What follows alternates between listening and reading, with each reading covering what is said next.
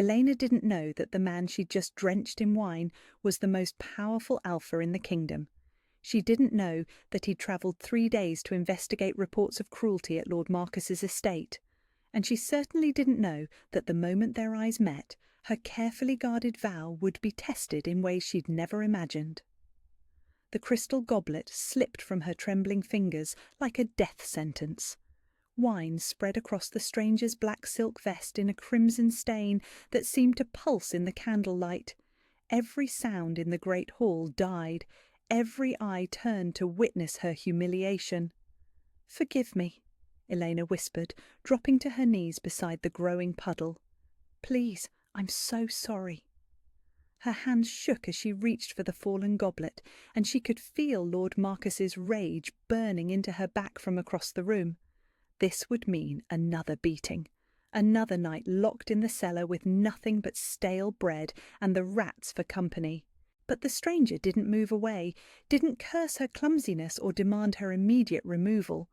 Instead, warm fingers caught her chin, lifting her face until she had no choice but to meet his gaze. Golden eyes. Impossibly golden, like molten amber in firelight, and they were studying her with an intensity that made her breath catch somewhere behind her ribs. Something sparked between them, electric and alive, shooting down her spine and settling low in her belly where it had no business being. "Look at me," he said, and his voice was silk over steel, command wrapped in velvet. "What's your name?" Eleanor's tongue felt thick and useless. She'd spent 3 years perfecting the art of invisibility in this house, of moving through shadows and speaking only when spoken to. She'd learned to make herself small, forgettable, safe. But this man saw her, really saw her, as if she were something precious instead of the broken thing Lord Marcus reminded her she was daily.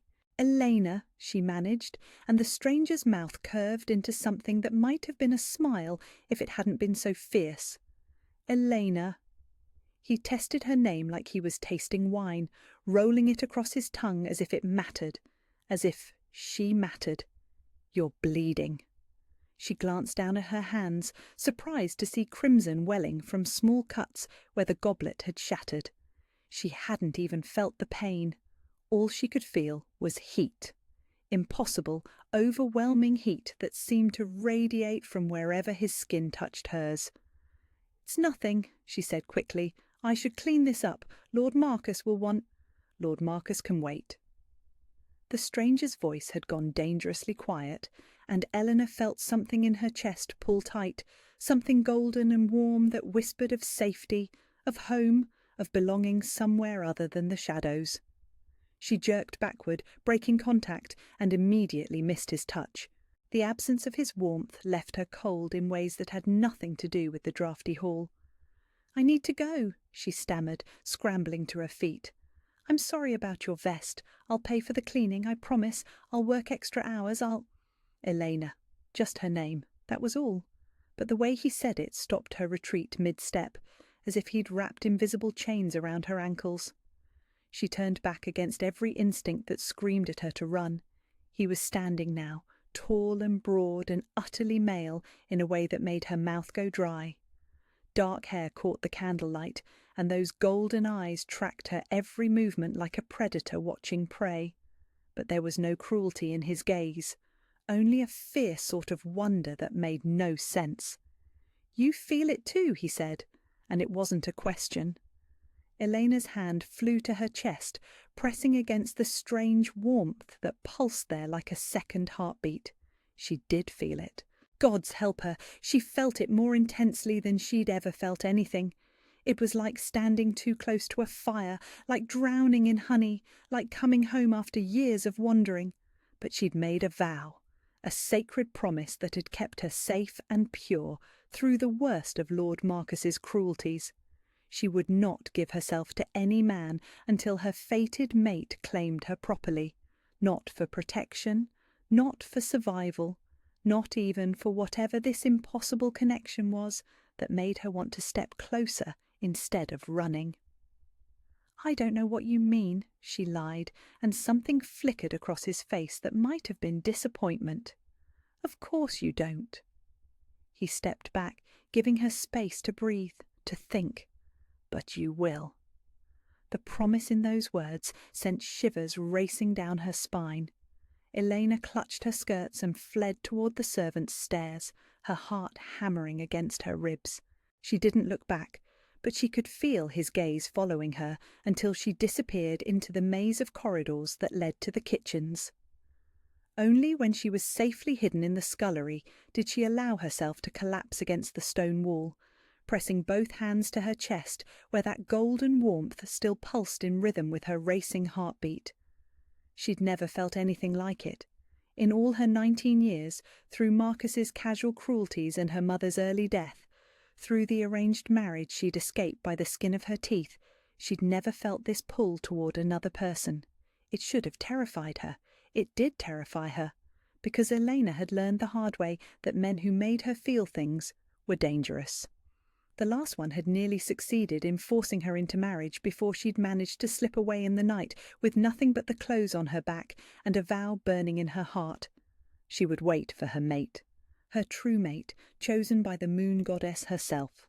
She would not be swayed by golden eyes and warm touches, no matter how right they felt, even if every instinct she possessed was screaming that she'd just met him. The next morning brought Lord Marcus's wrath like a thunderstorm breaking over Elena's head. "You humiliated this family," he snarled, his meaty hand cracking across her cheek, hard enough to send her stumbling into the stone wall of the servants' corridor. "In front of our most important guest, you made us look like we can't even train our servants properly." Elena pressed her back against the cold stone, tasting copper where her teeth had cut her lip. She kept her eyes down, hands clasped behind her back in the submissive posture that sometimes shortened these sessions. Sometimes. "I'm sorry, my lord, it was an accident. I'll be more careful." "Accident?" Marcus's voice rose to a roar that echoed off the narrow walls. "You think spilling wine on nobility is an accident? You think embarrassing me in my own hall is something you can just apologize away?" He raised his hand again, and Eleanor flinched despite herself, the old fear clawing its way up her throat. She'd learned to take these beatings in silence, to disappear inside herself until they were over. But today something in her chest pulled tight with rebellion. The golden warmth from last night still pulsed there, reminding her that someone had looked at her like she mattered. "That's enough." The voice cut through Marcus's rage like a blade through silk, deep, commanding, utterly calm in a way that made the hair on Elena's arms stand on end. Marcus spun around, his face purple with fury, but the words died on his lips when he saw who stood in the corridor entrance. The stranger from last night filled the doorway, no longer dressed in wine-stained silk, but in simple black leather that somehow made him look even more dangerous, more powerful. "Lord Kieran," Marcus stammered, his entire demeanour shifting from rage to obsequious panic. "I didn't realise you were... This is just a servant matter, nothing that need concern." "It concerns me when I see a man striking a woman half his size."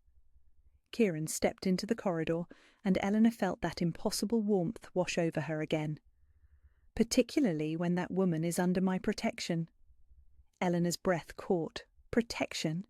She belonged to Lord Marcus's household. She had no protection except what little she could provide herself through careful invisibility and absolute obedience. "Under your protection?" Marcus's voice cracked on the words. "But she's just a servant, a nobody. Surely a man of your standing wouldn't concern himself with—" "Her name is Elena." Kieran's golden eyes never left Marcus's face, but Eleanor felt the weight of his attention like a physical touch. "And yes, I would concern myself very much." The silence stretched until Eleanor could hear her own heartbeat thundering in her ears. Marcus looked between them, his small eyes calculating, clearly trying to understand why someone of obvious wealth and power would care about a servant girl's welfare. "Of course, my lord, I had no idea you'd taken an interest." Marcus's tone turned sickeningly sweet. "Perhaps we could discuss compensation for her services. I'm sure we could reach an arrangement that would be satisfactory to all parties." Something dangerous flickered across Kieran's face.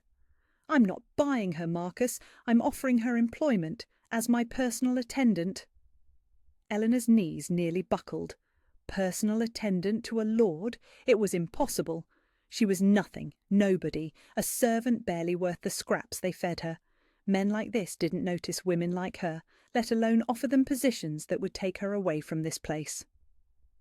"That's very generous," Marcus said through gritted teeth. "But Elena is bound to this household. She has debts to work off, obligations."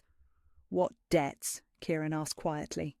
"Well, there's the matter of her room and board, her training, the cost of feeding and housing her these past 3 years." "How much?" The question was so calm, so matter-of-fact, that it took Elena a moment to understand what was happening. He was going to buy her freedom. This stranger, who didn't even know her full name, was prepared to pay Marcus whatever he demanded just to take her away from here. Marcus named a sum that made Elena gasp. It was more money than she could earn in 10 years of service, more than most people saw in a lifetime. She started to protest, to tell Kieran that she wasn't worth such an expense, but he was already reaching for a leather pouch at his belt. Done. He counted out gold coins with steady hands, each one catching the torchlight like fallen stars. "Elena, gather whatever belongings you have. We leave within the hour." Elena stared at him, her mouth opening and closing soundlessly. This wasn't real. Things like this didn't happen to girls like her. I don't understand. Why would you—" Kieran's gaze found hers, and that golden warmth flared between them again, stronger than before. "Because you deserve better than this. Because every instinct I have says you belong somewhere else, somewhere safe." Safe? When was the last time she'd felt safe? When was the last time someone had looked at her and seen something worth protecting instead of something to be used? "I can't," she whispered, even as everything in her yearned to say yes. I'm nobody. I don't know how to serve in a great house. I don't know anything about—" "You know how to survive." Kieran stepped closer, and Eleanor could smell leather and pine and something uniquely male that made her head spin. "That's all I need you to know right now." Marcus cleared his throat loudly. "Well then, if this matter is settled—" He pocketed the gold with greedy hands. "Elena, you have 30 minutes to collect your things and be gone. Don't take anything that belongs to this house." Elena nodded numbly, her mind reeling. She owned nothing anyway. A few patched dresses, a wooden comb her mother had given her, a small knife for protection. Everything that mattered could fit in a single cloth bundle. "Elena!" Kieran's voice stopped her before she could flee to her tiny room under the stairs. "You don't have to be afraid anymore." The promise in those words hit her like a physical blow. She wanted to believe him. Gods, she wanted to believe him so desperately it hurt. But Elena had learned the hard way that promises from men were often just pretty words meant to lull you into compliance. Still, as she gathered her meagre possessions, she couldn't shake the memory of his hand on her face, gentle, despite the strength she'd felt in his fingers. Couldn't forget the way he'd spoken her name like it was something precious. And when she met him in the courtyard 20 minutes later, her bundle clutched in trembling hands, the warmth in her chest pulsed like a beacon guiding her home. Even if she didn't understand what home meant anymore. The journey to Kieran's estate took 2 days, and with every mile they travelled, Elena's certainty crumbled a little more. His carriage was finer than anything she'd ever seen, all polished mahogany and velvet cushions that made her feel like she was sitting inside a jewel box. The horses were magnificent creatures, with coats that gleamed like liquid silver, and the driver who handled them wore livery that cost more than most people earned in a year. This wasn't the transport of a minor lord seeking a servant. This was the carriage of someone with real power, real wealth, the kind of person who didn't associate with girls who'd spent their lives scrubbing floors and emptying chamber pots.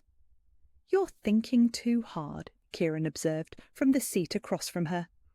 He'd been watching her with those unsettling golden eyes for the better part of an hour, and Elena felt exposed in ways that had nothing to do with her patched dress or calloused hands. "I'm trying to understand why you're helping me." She twisted her fingers in her lap, not quite brave enough to meet his gaze directly. Men don't do things like this without expecting something in return. What do you think I want from you? The question was asked so gently that it took Elena a moment to realize what he was really asking. When she did, heat flooded her cheeks, and she pressed her hands against the warmth that flared in her chest. "I don't know," she whispered, "but I can't. I won't. I made a vow." "Tell me about this vow." Eleanor's breath caught. She'd never spoken about it to anyone. The promise she'd made on her knees in a moonlit forest, blood still fresh on her torn dress from her narrow escape from forced marriage. The sacred words that had kept her strong through 3 years of Marcus's cruelties. "I won't give myself to anyone but my mate," she said, the words barely audible above the carriage wheels on cobblestone. "My true mate, chosen by the moon goddess herself. I'll wait for him however long it takes, and I'll come to him pure and untouched." Kieran was silent for so long that Elena finally risked looking at him. His expression was unreadable, but something fierce burned in those golden depths, something that made her pulse skip. "That's a beautiful vow," he said finally, "and a brave one." Elena blinked in surprise. She'd expected him to laugh, or worse, to try to convince her that such old-fashioned promises were foolish. Men always did, especially when they wanted something from her. "You think I'm foolish?" "I think you're extraordinary." The words hit her like a physical blow. "And I think any man worthy of that kind of devotion would count himself the luckiest bastard alive." Before Elena could respond, the carriage began to slow. She pressed her face to the window and felt her world tilt sideways. A castle, an actual castle with soaring towers and flags snapping in the wind. Guards in gleaming armour stood at attention as their carriage rolled through gates that could have admitted a small army.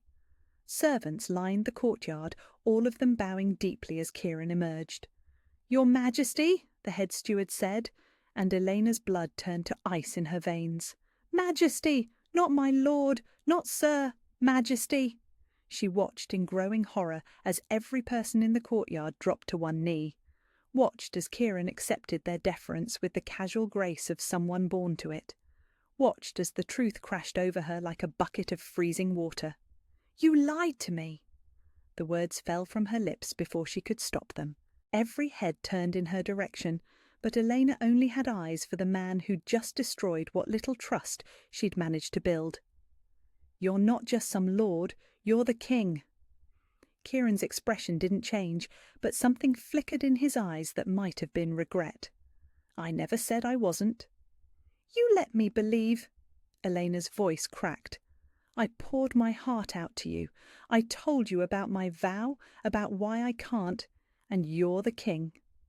She backed away from him, shaking her head as the full scope of his deception sank in. He wasn't just powerful. He was the most powerful man in the realm, and she was nothing. A servant girl with calloused hands and a patched dress who'd somehow convinced herself that the warmth in her chest meant something. "Elena, don't!" She held up her hands to stop him from coming closer. "Don't say my name like that, not when you've been lying to me this whole time." "I couldn't tell you who I was, not at Marcus's estate. It wasn't safe." "Safe for who? You're the king. What could possibly threaten you?" Kieran's jaw tightened. "Safe for you. If anyone there had known I was interested in you specifically, it would have put you in danger." Eleanor laughed, but there was no humour in the sound. "Interested in me? I'm a servant. I'm nobody. Why would the king of the realm be interested in—" She stopped, her eyes widening as a terrible possibility occurred to her. "Oh, gods, you think I'm suitable to be your—" "My mate," Kieran said quietly. "Yes." The words hit Elena like a physical blow. She sank onto a stone bench in the courtyard, her legs suddenly unable to support her weight. Around them, servants and guards pretended not to hear the most scandalous conversation in the kingdom's recent history. "That's impossible." Her voice was barely a whisper. "Kings don't mate with servants. They marry princesses and duchesses and women who can actually read." I can teach you to read." The gentle offer made Eleanor want to laugh and cry at the same time. "You don't understand. My vow, it was to wait for my mate, my first mate, the one the moon goddess chose for me." She looked up at him with eyes full of desperate confusion. "But you've had a mate. You were married. I heard the servants talking about her, about how she died in childbirth 5 years ago." Kieran's face went carefully blank, but Elena caught the flash of old pain in his eyes. "She was my wife, my chosen queen, but she wasn't. We weren't true mates. The bond never formed between us." "I don't understand." "Sometimes the goddess grants second chances." Kieran knelt in front of her, bringing them to eye level. "Sometimes she waits until we're ready to receive what she's offering. I thought I'd lost my chance when Catherine died. I never expected to feel the bond again." Eleanor stared at him, her mind reeling. "You felt it too, that night when we met. The warmth, the pull." "Like a golden thread tying us together," Kieran confirmed. "Like coming home after years of wandering in the dark." Eleanor pressed her hands to her chest, where that warmth still pulsed, stronger than ever now that she was near him again. Everything she thought she knew about mates and bonds and sacred vows was crumbling around her. "I can't be your mate," she whispered. "I'm not worthy of this. I'm not worthy of you." Kieran's hands covered hers, warm and steady and sure. "You're everything, Elena, and if you'll let me, I'll spend the rest of my life proving it to you." 3 days passed in a strange rhythm of careful distance and overwhelming awareness. Elena had been given quarters befitting a queen, not a servant, but she felt like an imposter in the silk gowns Kieran's seamstresses brought her. Every morning she woke expecting to find herself back in her narrow servant's bed, convinced this was all an elaborate dream. Kieran gave her space, but she felt his presence like a constant warmth at the edges of her consciousness. The bond between them pulsed stronger with each passing hour, and Elena found herself fighting the urge to seek him out just to ease the ache in her chest. She was losing herself, losing sight of the vow that had kept her safe and strong for so long, and that terrified her more than anything Marcus had ever done. The knock on her door came just as she was convincing herself to pack her few belongings and slip away before she did something irreversible. Before she gave herself to a king who deserved so much more than a broken servant girl. "Enter!" she called, expecting one of the maids. Instead, Lord Marcus stepped into her chambers, and Eleanor's blood turned to ice. "Surprised to see me?" Marcus's smile was cruel and satisfied. "You shouldn't be. When servants steal themselves away from their rightful masters, there are consequences." Elena backed toward the window, her heart hammering against her ribs. "I'm not stolen. King Kieran paid my debts. I'm free." "Free?" Marcus laughed, the sound echoing off the stone walls. "You stupid girl. You're his property now, just like you are mine. The only difference is the quality of your cage." "That's not true." "Isn't it? Has he married you? Has he made you his queen?" Marcus stepped closer, his eyes glittering with malice.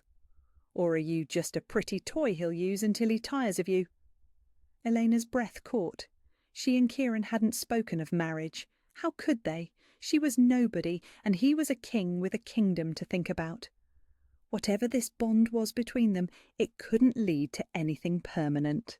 "I see the truth of it in your face," Marcus continued. "You know you don't belong here. You know this will end badly for you.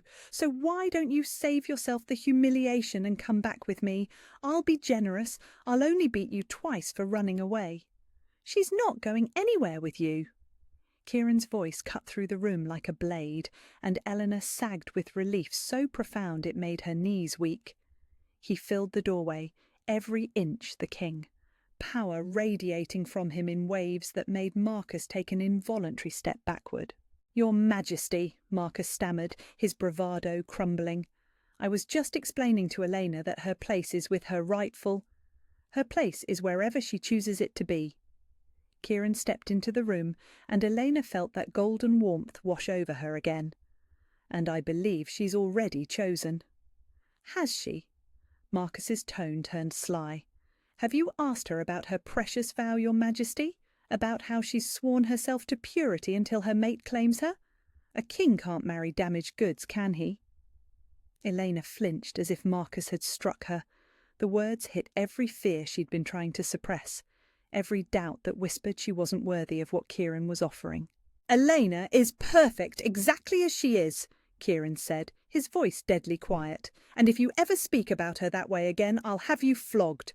"Perfect?" Marcus laughed again. "She's a servant, a nobody. You can't seriously be considering—" "I'm considering challenging you to combat for insulting my mate." The words fell into absolute silence. Elena's breath stopped entirely. Mate. He'd said it publicly, in front of Marcus, with no hesitation or shame. "Your mate?" Marcus's face had gone white. "But you can't—" "I can do whatever I choose," Kieran said calmly. "I'm the king, but Elena makes her own choices. Always." Elena looked between them, her mind reeling. A formal combat challenge over her honour. It was something out of the old stories, the kind of romantic tales she thought only existed in books. "No." The word fell from her lips before she could stop it. "No, you can't fight over me. I won't let you risk yourself for—" "For what?" Kieran turned those golden eyes on her, and Eleanor felt exposed down to her soul. "For someone not worth fighting for? Is that what you were going to say?" Eleanor's throat closed. It was exactly what she'd been going to say. "You don't understand," she whispered. "My vow wasn't just about waiting. It was about staying pure for my first mate, my only mate. But you've already had a mate, even if the bond wasn't—" She shook her head, tears threatening. "I don't know how this works. I don't know if I can keep my vow and be with you too." Kieran's expression softened. "What if I told you that your vow was never about staying pure for just any mate? What if it was about staying pure for me? That's impossible. Is it? The moon goddess works in mysterious ways, Elena. Maybe she knew I wasn't ready for you 5 years ago. Maybe she knew I needed to learn loss before I could appreciate what real love was." He stepped closer, and Elena didn't back away this time. "Maybe your vow was always meant to bring you to me." Elena stared at him, her heart hammering. "You really believe that?" "I believe the goddess doesn't make mistakes, and I believe what I feel for you is worth fighting for." Kieran's gaze shifted back to Marcus, who was still standing frozen by the door. "So I'll ask you one more time, Marcus. Will you accept that Elena belongs with me, or do we settle this the old way?" Marcus looked between them, calculating. Elena could see him weighing his options, wondering if his legal claim was worth risking his life for. "The old way," he said finally, his voice tight with fury. "Combat, tomorrow at dawn, and when I win, she comes back with me." "And when I win," Kieran replied, "you never come near her again." Elena's world tilted sideways. They were really going to do this. They were going to fight over her like she was something precious, instead of the broken thing she'd always believed herself to be. "Kieran, please," she whispered. "You don't have to." "Yes, I do." He reached for her hands, his fingers warm and sure against her skin. "Because you're mine, Elena. You've always been mine, and it's time the whole kingdom knew it." Dawn came too quickly, painting the castle courtyard in shades of gold and crimson that reminded Elena of blood on silk. She stood at her window, watching as servants arranged the combat circle and nobles gathered to witness what would either be her liberation or her doom. She hadn't slept.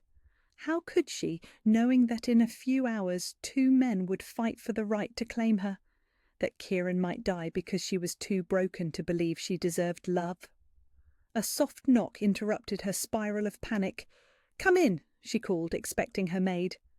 Instead, Kieran entered, dressed in simple leather armour that emphasised the breadth of his shoulders and the lethal grace with which he moved. He looked every inch the warrior king, and Elena's heart clenched with terrifying love. "You came to say goodbye," she whispered. "I came to ask you something." Kieran stopped just inside the door, as if approaching her might spook her into flight. "Do you want me to win?" The question hit Elena like a physical blow. What kind of question is that? An honest one, because I'll only fight if you want me to. If you tell me to let Marcus take you, I will. Your choice, Elena. Always your choice.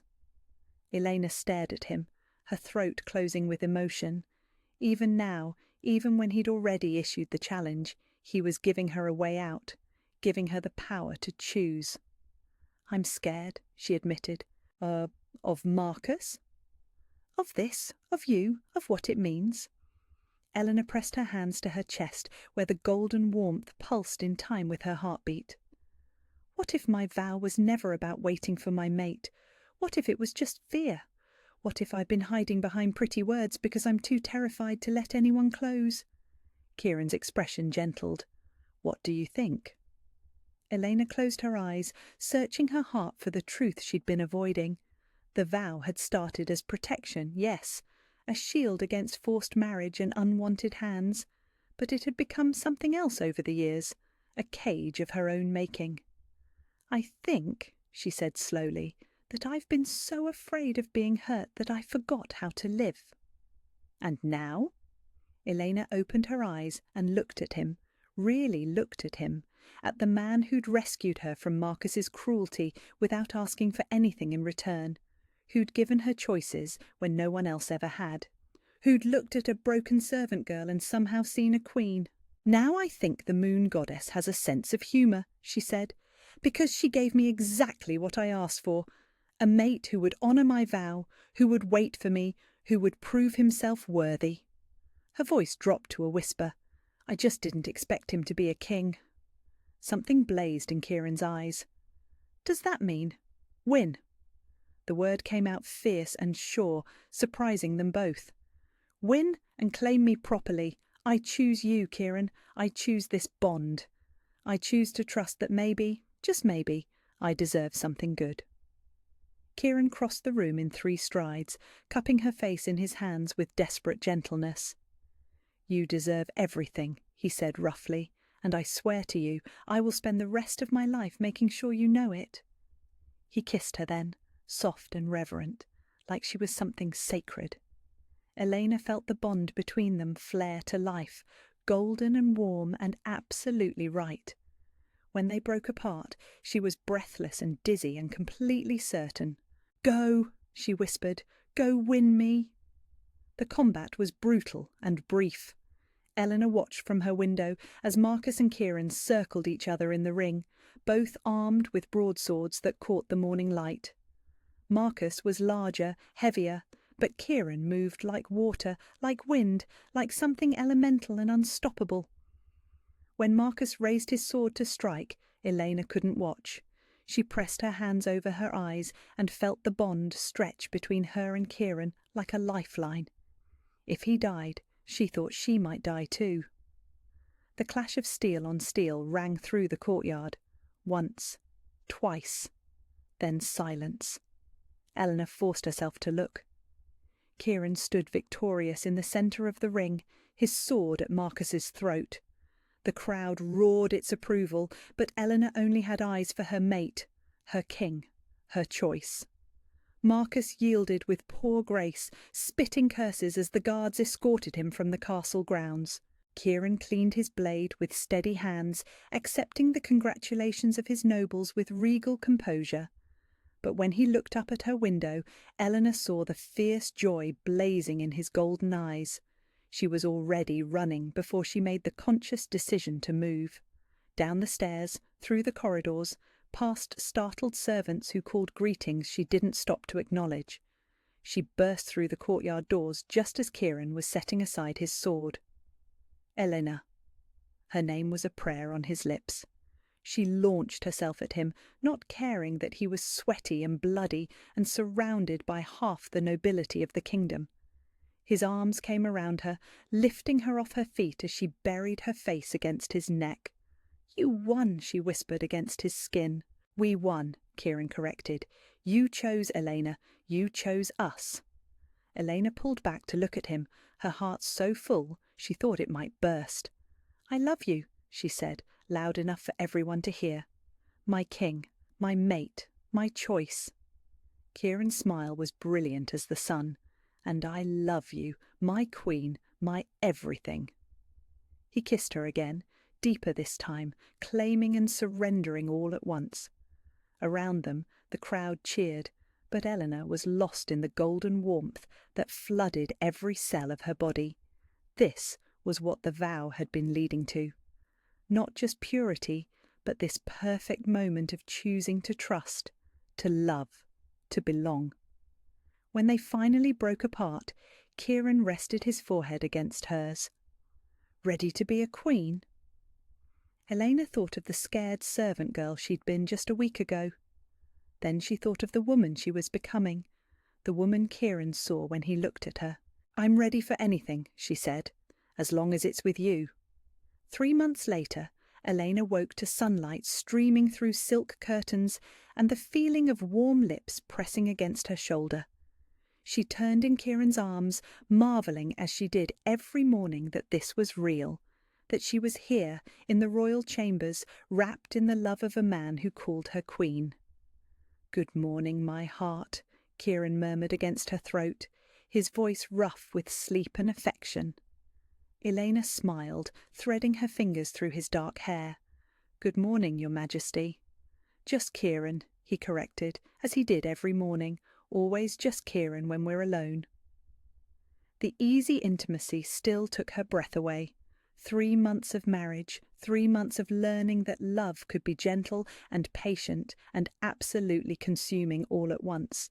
3 months of discovering that the vow she'd clung to so desperately had led her exactly where she was meant to be. "The council meeting isn't until noon," Kieran said, trailing kisses along her collarbone. "We have time." Elena laughed, the sound bright and free in ways it never had been before. "Time for what?" "For me to worship my wife properly." The word wife still sent shivers through her. Queen Eleanor. It sounded impossible even now, even with the crown sitting on her dressing table and the ring gleaming on her finger. But when Kieran said it, when he looked at her like she was the centre of his universe, she could almost believe she deserved it. They made love slowly, tenderly, with the golden bond between them singing in perfect harmony. Afterward, Elena lay curled against Kieran's chest, tracing patterns on his skin while he played with her hair. "I have something to tell you," she said softly. Kieran's hand stilled. "That sounds serious." Eleanor took a breath, her heart fluttering with nervous excitement. "Do you remember what you said about the moon goddess having a sense of humour?" "I remember everything you've ever said to me," Kieran replied, shifting so he could see her face. "But yes, I remember that particular conversation. Why?" Elena sat up, pulling the silk sheet around her as she reached for the small bundle she'd hidden in her nightstand. With trembling fingers she unwrapped the delicate silver pendant inside. It was shaped like a crescent moon, with a tiny star nestled in its curve. "The healer gave this to me yesterday," she said, placing it in Kieran's palm. "She said it's traditional to give them to expectant mothers, for protection during pregnancy." Kieran went absolutely still. His golden eyes widened as the meaning of her words sank in. "Elena, are you saying—" "I'm saying the moon goddess really does have perfect timing." Elena's voice was soft with wonder. "I'm saying that my vow, our bond, all of it led to this moment, to this perfect completion of what was always meant to be." Kieran sat up so fast he nearly knocked her over, his hands immediately going to her still flat stomach. "A baby! We're having a baby!" Elena nodded, tears of joy streaming down her cheeks. "Our baby! The next heir to the throne, conceived in love and claimed by destiny." Kieran's answering kiss was desperate, reverent, full of all the love and gratitude and fierce protectiveness that had defined their entire relationship. When they broke apart, he rested his forehead against hers, his hands still cradling her belly, as if he could protect their child through sheer will alone. "I love you," he whispered, "both of you, so much it frightens me sometimes." "Good," Elena said. smiling through her tears, "because I plan to love you for the rest of my life, through morning sickness and midnight feedings and teenage rebellion and everything else that comes with building a family together." "Everything," Kieran agreed. "All of it. Forever." Later, after they'd dressed and broken their fast and attended the tedious council meeting where Eleanor was still adjusting to having her opinions valued and sought after, they walked in their private garden. It had become their evening ritual, this quiet time together away from the pressures of ruling a kingdom. "Do you ever regret it?" Kieran asked, as they paused beside the rose bushes Elena had planted when she'd first arrived. "Leaving your old life behind? Accepting this bond even when it seemed impossible?" Elena considered the question seriously, as she always did when he asked something important. She thought about the girl she'd been, scared and broken and convinced she was worth nothing. She thought about the sacred vow that had seemed like a cage, but had really been a gift. She thought about all the twists and turns that had brought her to this moment, this man, this perfect life she'd never dared dream of. "I regret the years I wasted believing I wasn't worthy of love," she said finally, "but I don't regret a single moment since you spilled wine on that vest." Kieran laughed, the sound rich and warm in the twilight air. "You spilled wine on me, if I recall correctly." "Details," Elena said airily, then sobered. "But no, I don't regret any of it. Every moment of pain, every year of waiting, every tear I shed in that terrible place, it all led me here. To you, to us, to this." She placed his hand over her belly again, and Kieran's expression went soft with wonder. "The moon goddess knew what she was doing," he said. "She always does," Elena agreed. "Even when we can't see the path, even when it seems impossible, she knows exactly where we need to be." They stood there in comfortable silence as the stars began to appear overhead, two people who'd found their destiny in each other's arms. Elena thought about the vow she'd made all those years ago, kneeling in a moonlit forest with her heart full of desperate hope. She'd promised to wait for her mate, to keep herself pure and worthy of true love.